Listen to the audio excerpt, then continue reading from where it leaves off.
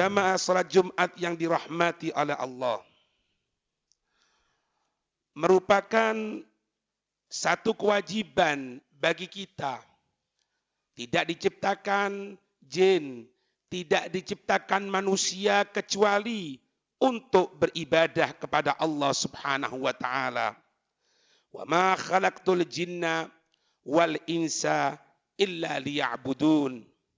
Dan tidaklah aku Allah menciptakan jin, menciptakan manusia, tidak ada tujuan yang lain kecuali untuk ibadah kepada Allah Subhanahu wa taala.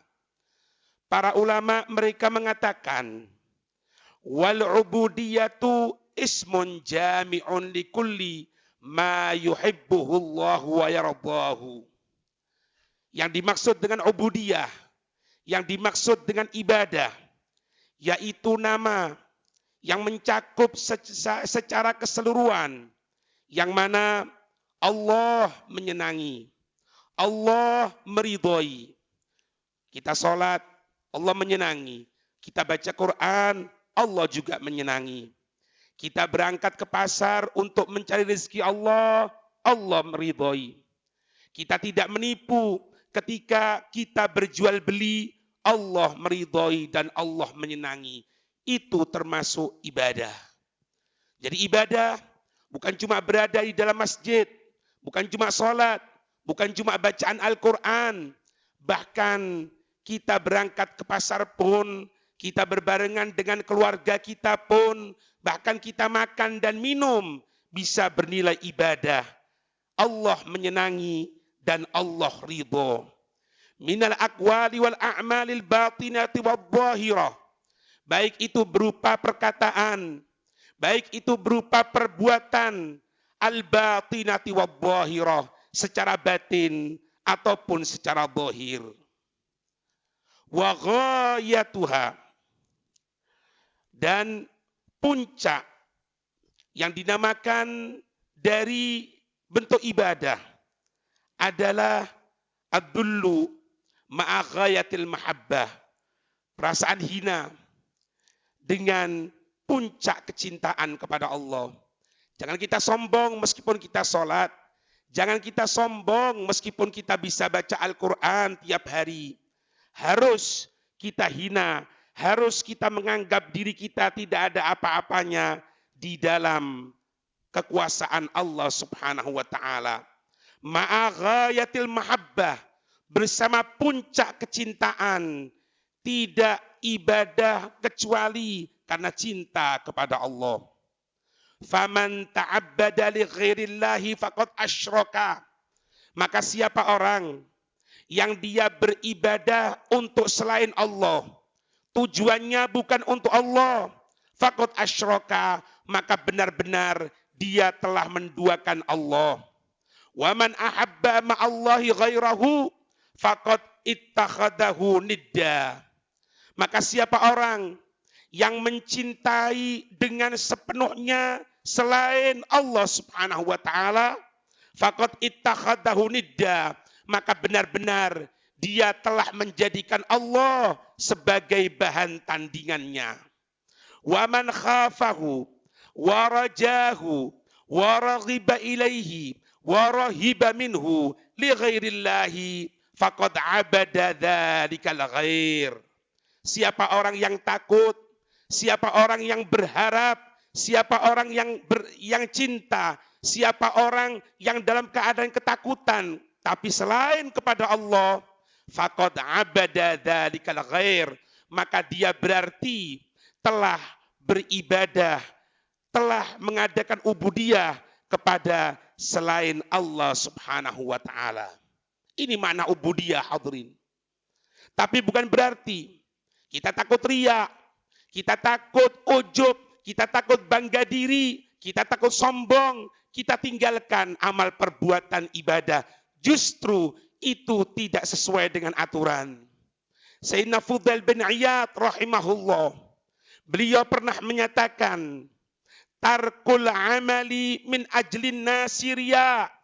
Siapa orang yang meninggalkan amal perbuatan karena manusia, tidak mau ke masjid, karena tawadhu. Tidak mau menggunakan siwak yang merupakan sunnahnya Rasul karena manusia, karena tawadhu. Justru orang yang seperti ini, dia meninggalkan sesuatu, bahkan kebaikan, karena manusia. Inilah yang dinamakan dengan riya, yaitu amal perbuatan karena manusia. Wal amalu min ajlin nas. Dan siapa orang yang beramal untuk manusia, untuk hajatnya, untuk pangkatnya, untuk ekonominya, maka berarti dia syirkun, telah menduakan Allah, yaitu syirkun khafi atau syirkun shaghir, syirik yang kecil atau yang samar. Terus bagaimana? Dilanjutkan oleh beliau, wal ikhlasu ayyu'afiyakallahu minhuma. Dan yang dinamakan ikhlas, yaitu ketika Allah memberikan keselamatan kepadamu dari kedua hal itu. Dari jangan sampai meninggalkan sesuatu karena manusia. Jangan sampai beramal karena manusia. Melaksanakan, meninggalkan karena Allah, itulah yang dinamakan dengan ikhlas. Tidak ada tujuan yang lain kecuali Allah subhanahu wa ta'ala. Hadirin jamaah salat Jumat yang dirahmati oleh Allah. Diceritakan anna abidan dakhala fis shalah. Ada seorang ahli ibadah yang ketika itu dia masuk di dalam salatnya. Falamma wasala ila qawlihi iyyaka na'budu khatara bibalihi annahu abidun haqiqah. Maka ketika dia membaca surat Al-Fatihah, ketika pada ayat yang kelima, iyyaka na'budu, hanya kepadamu kami menyembah, khatara bibalih, terlintas di dalam hatinya sang ahli ibadah tersebut, annahu abidun haqiqah, sesungguhnya dia adalah seorang ahli ibadah yang hakikat. Muncul dalam hatinya, ternyata aku adalah orang ahli ibadah. Fanudiya fi sirrih. Maka setelah mengucapkan kalimat seperti itu dalam hatinya, ada panggilan, ada omongan dari dalam hati orang tersebut sambil menyatakan, kadzabta, kamu telah berbohong. Innama ta'budul khalqa. Hanya saja engkau ini menyembah kepada makhluk, bukan kepada Allah. Fataba. Maka orang ahli ibadah tadi itu bertaubat. Wa'tazala 'anin nas, dan menyendiri dari manusia. Tsumma syara'a fis shalah. Kemudian setelah itu sang ahli ibadah tadi itu memulai dalam salatnya lagi.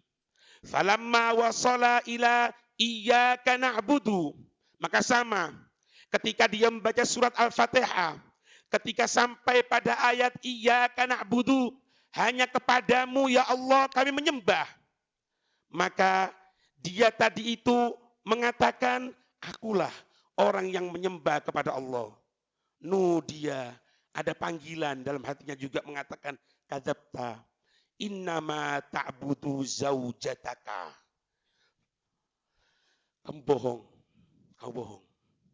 Kamu ibadah karena kamu ingin mendapatkan nilai baik dari istrimu. Sehingga engkau sama saja menyembah kepada istrimu. Kaget hadirin.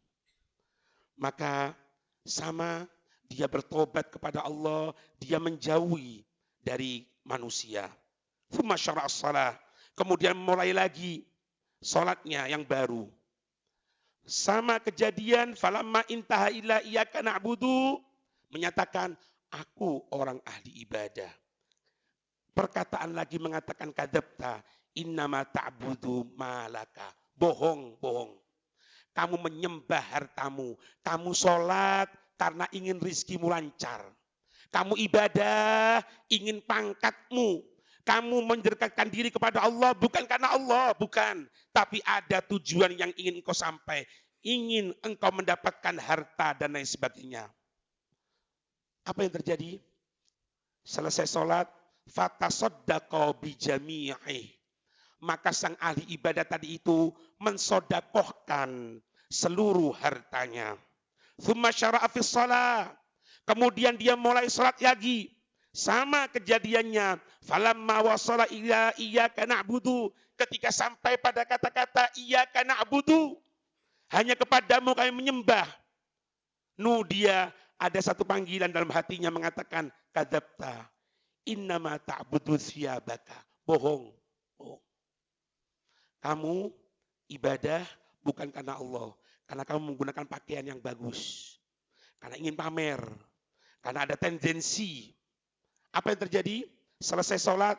Fatasaddaqo biha ma la budda minhu. Dikeluarkan hartanya berupa pakaiannya untuk sodako. Yang tersisa hanya yang untuk menutupi auratnya. Tsumma syara'a fis shalah. Kemudian ketika dia mulai sholat yang kesekian kalinya, sampai kepada kata iyyaka na'budu, sampai pada ayat iyyaka na'budu, hanya kepadamu kami menyembah. Maka setelah dia menjauhkan dirinya, hatinya, hartanya, semuanya tidak ada tujuan yang lain kecuali hanya untuk Allah Subhanahu wa taala. Ketika dia mengucapkan iyyaka na'budu, hanya kepadamu kami menyembah, maka ketika itu ada panggilan nudia an saddaqta fa anta minal abidina haqiqatan. Sadaqta, benar-benar kamu sekarang menjadi orang ahli ibadah secara hakikat yang sesungguhnya. Kapan mendapatkan ini hadirin? Ketika mengkosongkan dirinya kepada selain Allah Subhanahu wa taala. Tanya kepada diri kita. Ketika kita membaca Al-Quran, ketika kita zikir, ketika kita menghidupkan masjid, ketika kita membaca Al-Quran, adakah tujuan kepada selain Allah?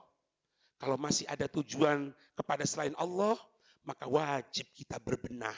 Wajib kita memperbaiki. Karena maaf, kita bukan beribadah kepada Allah, tapi kita sama saja beribadah kepada selain Allah Subhanahu wa taala. Bahkan dikatakan hadirin, kalau kita tidak beramal kecuali karena Allah, kalau kita tidak beramal kepada selain Allah, kita beramal untuk manusia, kita beramal untuk kedudukan, kita beramal agar kita ini menjadi orang yang mulia di pandangan manusia. Maka dialah orang yang dikatakan cinta kepada selain Allah, cinta kepada dunia. Sayyidina Hasan Al-Basri, beliau mengatakan, Al-abdu kullama zahida fid dunya hana alaihi kullu ma fiha. Seorang hamba, kalau dia tadi itu hidup di dunia, tidak ada tujuan lain kecuali Allah. Tidak harta, tidak kedudukan, tidak pamor, tidak apapun kecuali hanya untuk Allah. Hana alaihi kullu ma fiha. Maka akan menjadi tenang, maka akan menjadi teratur segala sesuatunya, apa-apa yang ada dalam kehidupan dunia. Wa man ahabba dunyahu adarra bi akhiratih. Siapa orang yang mencintai dunianya, siapa orang yang mencintai hartanya, siapa orang yang ingin tendensi kedudukan, siapa orang yang ingin mendapatkan kedudukan sosial di tengah kehidupan masyarakat, maka adarra bi akhiratih. Sifat seperti itu akan membahayakan kepada akhiratnya karena dia beramal akhirat tapi tujuannya dunia. Baca Quran bukan untuk menghidupkan kalamullah, bukan untuk berkhitab, berbicara dengan Allah Subhanahu wa taala, tapi ada tujuan yang lain. Akhiratnya digunakan kendaraan untuk mendapatkan apa-apa yang dia inginkan dari urusan dunianya, sehingga akhiratnya akan membahayakan atas dirinya orang tersebut. Na'udzubillahi min dzalik. Hadirin jamaah Jum'ah yang dirahmati oleh Allah. Ada seorang sahabat, beliau bernama Abu Talha Al-Ansari. Lihat bagaimana keimanan sahabat, ikhlasnya sahabat. Beliau tadi ini disebutkan dalam riwayat Sayyidina Anas bin Malik. Pernah suatu saat diceritakan Abu Talha Al-Ansari ini adalah seorang aktsara Al-Ansari bil Madinati malam min nakhlin. Beliau ini termasuk sahabat Ansor yang beliau tadi ini memiliki kebun korma paling banyak di kota Madinah. Dan ada satu kebun korma yang namanya disebut dengan Bayroha. Bayroha yaitu satu kebun korma milik Abu Talha Al-Ansari. Yang mana tempatnya tadi itu berhadapan dengan masjid baginda Rasul sallallahu alaihi wasallam. Bahkan Rasul sallallahu alaihi wasallam yadkhuluha, pernah Nabi masuk ke tempat Bayroha tersebut, wa yashrabu min ma'iha at-tayyib. Bahkan Nabi meminum air sumur yang ada di kebun Bayroha milik Abu Talha Al-Ansari. Kalau dijual harga melejit hadirin. Mahal. Apalagi Nabi pernah masuk ke tempat tadi dan pernah meminum airnya. Tempatnya strategis di depan masjid baginda Rasul sallallahu alaihi wasallam. Apa yang terjadi hadirin? Falamma nazalat. Maka ketika turun ayat Allah, lan tanalul birra hatta tunfiqu mimma tuhibbun. Selamanya kamu sekalian tidak akan mendapatkan kesempurnaan kebaikan hatta tunfiku, sampai kamu menginfakkan mimma tuhibbun, dari apa-apa yang engkau senangi. Ketika turun ayat tadi itu, maka qama Abu Talha. Maka ketika itu Abu Talha bangkit dan menuju kepada Rasul sallallahu alaihi wasallam sambil menyatakan, ya Rasulullah, Inna Allah Ta'ala yaqul lan tanalul birra hatta tunfiqu mimma tuhibbun. Ya Rasul, sesungguhnya Allah telah berfirman, lan tanalul birra, sesungguhnya selamanya engkau sekalian tidak akan mendapatkan kesempurnaan pahala hatta tunfiqu mimma tuhibbun, sampai kamu sekalian mengeluarkan dari apa-apa yang kamu cintai.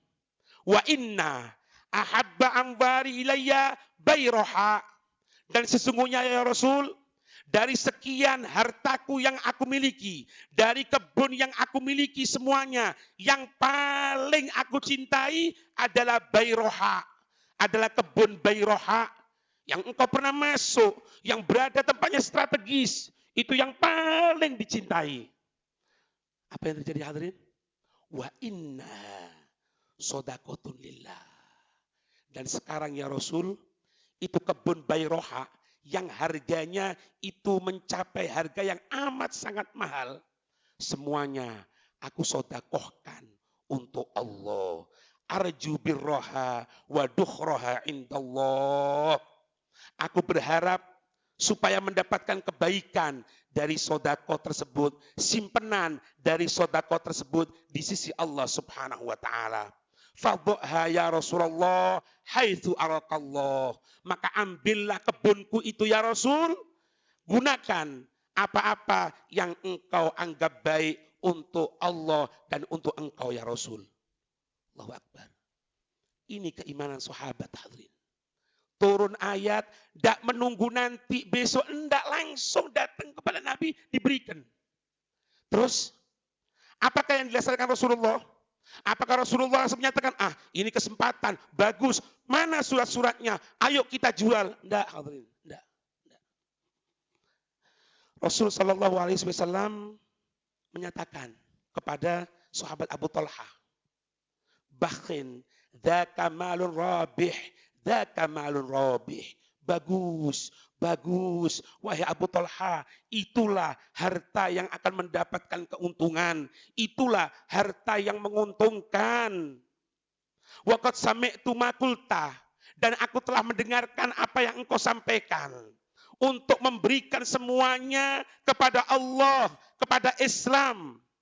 Wa inni aro, lihat bagaimana itu Nabi SAW tidak menggunakan aji mumpung hadirin. Mumpung ada yang loman, mumpung ada dadan.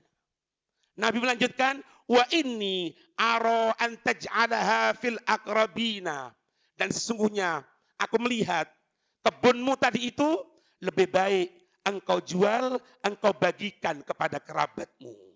Wa qala Abu Talha, af'alu ya Rasulullah. Kalau memang itu perintahmu ya Rasul, aku akan jual dan aku akan bagikan hartanya kepada kerabatku. Faqasamaha Abu Talha fi aqaribihi wa baina ammi. Maka setelah kebun tadi itu dijual sesuai perintahnya Nabi, Abu Talha membagikan hartanya kepada kerabatnya dan juga kepada para misanannya, anak paman-pamannya. Ini sahabat hadirin. Boleh jadi orang kaya, boleh jadi orang yang banyak harta, tapi kekayaan tidak mampu menggoyahkan kecintaannya kepada Allah dan Rasul. Maaf, tanya diri kita masing-masing. Terkadang keluarga kita, misanan kita, sepupu kita, bahkan terkadang adik kita dalam keadaan kesusahan. Dia di rumah sakit, dia dalam keadaan susah. Tidak ada kepedulian sama sekali. Kita biarkan sampai terkadang meninggal dunia, hadirin. Tapi kita sibuk untuk mengatur donasi, diberangkatkan ke negara fulan, ke tempat fulan, saudara kita, orang tua kita, keponakan kita, misanan kita, terkadang kita biarkan seperti itu. Apakah ini yang dinamakan ibadah karena Allah dan Rasul? Apakah ini ibadah yang dikatakan tidak ada tendensi apapun? Tanya kepada diri kita masing-masing. Terakhir hadirin, kalaupun kita sudah berbuat kesalahan, kita berbuat sesuatu yang tidak benar, jangan pernah putus asa. Waktu sekarang ini, waktu untuk membenahi diri kita hadirin, sebelum datang dari waktu perjanjian kita kepada Allah Subhanahu wa taala. La tai'as min rahmatillah. Jangan pernah engkau putus asa dari rahmatnya Allah. Wa in kararta adzamba miraran. Walaupun engkau mengulangi dosa berulang-ulang. Fa inna babat taubati maftuhun ma dumta hayya. Maka sesungguhnya pintu taubat selalu dibuka semenjak engkau hidup. Warruju ilallah ba'da dzambi. Dan taubat kepada Allah setelah perbuatan dosa, ahabba ilallahi min katsirin minat ta'at, lebih dicintai di sisi Allah daripada banyak taat. Ada tendensi yang lain. Walakin akan tetapi iyyaka, hati-hati kamu, hati-hati kita semuanya, anta'mana makrallah, merasa aman dari tipuannya Allah, autusirra alal maksiati, atau terus-menerus istiqomah kepada kemaksiatan. Hati-hati. Fa inna taubatas shadiqah, maka sesungguhnya taubat yang sesungguhnya adalah hiya, yaitu allati taqta'u azmaka minal audah, yang tidak ada keinginan kembali untuk berbuat dosa lagi. Itu yang dinamakan dengan at-taubah as-shadiqah. Wa tamla'u qalbaka nadman wa khasyatan, dan hati kita penuh dengan penyesalan, penuh dengan perasaan takut. Taubat yang sesungguhnya berjanji tidak akan kembali kepada perbuatan dosa tadi itu, memenuhi hati dengan penyesalan dan takut kepada Allah. Maka dengan cara seperti itu, ibadah kita, ubudiyah kita kepada Allah, insya Allah terhitung sebagai orang-orang kelompok al-mukhlisin, orang-orang yang ikhlas, yang tidak beribadah kecuali hanya kepada Allah. Semoga Allah selalu memberikan bantuan kepada kita. Amin ya rabbal alamin.